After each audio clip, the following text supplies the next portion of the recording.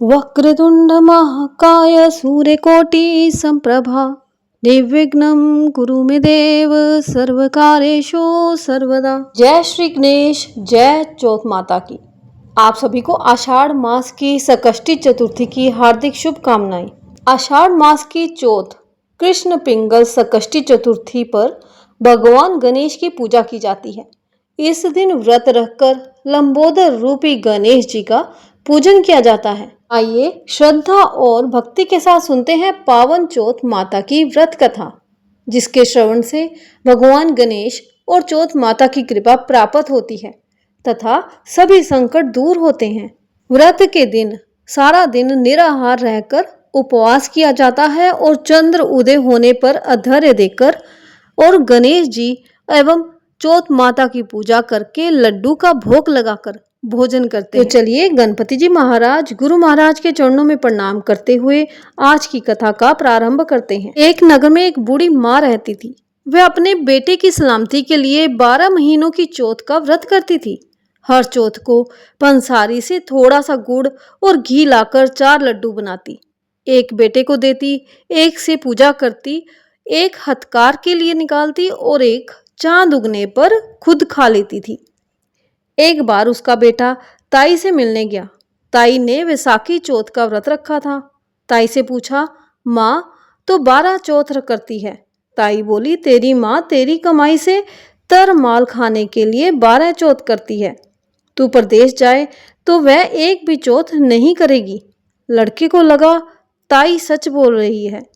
घर आकर माँ से कहा कि माँ मैं परदेश जा रहा हूँ, यहाँ तू मेरी कमाई खाने पीने में उड़ा रही है।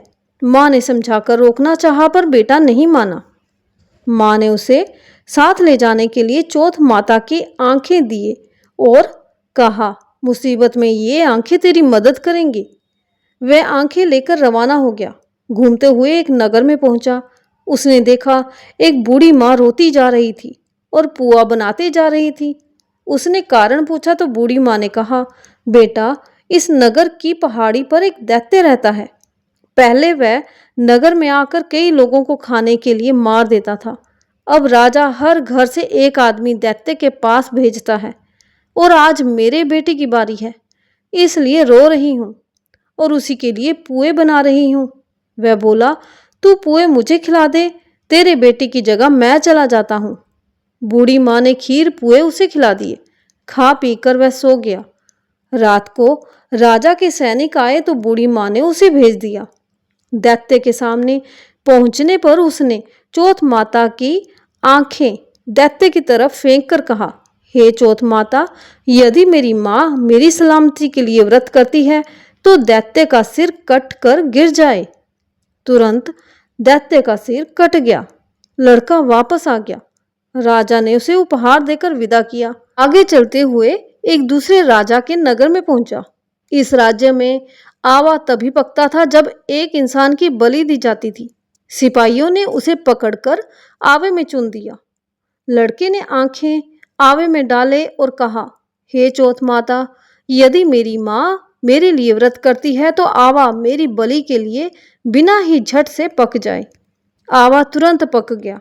आवे में से मिट्टी की जगह सोने चांदी के बर्तन निकले। अंदर से लड़का बोला, बर्तन धीरे धीरे निकालना, मुझे लग नहीं जाए।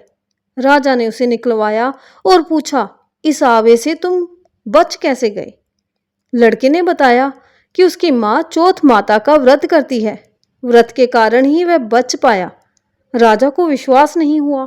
उसने एक चांदी की सुराही मंगवाई और कहा कि सुराही की नली से निकल कर दिखाओ, तभी मुझे विश्वास होगा। लड़के ने चौथ माता को याद करके आंखें सुराही में डाली और कहा, मैं भंवरा बनूं, सुराही से निकलूं। लड़का भंवरा बनकर सुराही से निकल गया। राजा ने खुश होकर राजकुमारी की शादी उसके साथ करवाई और सभी लोगों को चौथ माता का व्रत करने को कहा। उसे माँ की याद आई।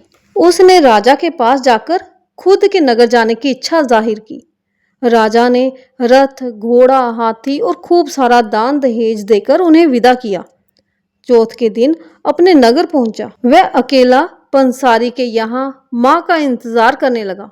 सोचा, चौथ है तो माँ यहाँ ज़रूर आएगी। थोड़ी देर बाद लकड़ी टेकती हुई माँ आती दिखी। बेटा माँ के चरणों में गिर पड़ा। कहा, माँ मैं तेरा बेटा हूँ, मुझे माफ़ कर दो। माँ ने उसे गले लगा लिया। लोग चौथ माता की जय जयकार करने लगे। उस नगर के सभी लोग चौथ माता का व्रत करने लगे।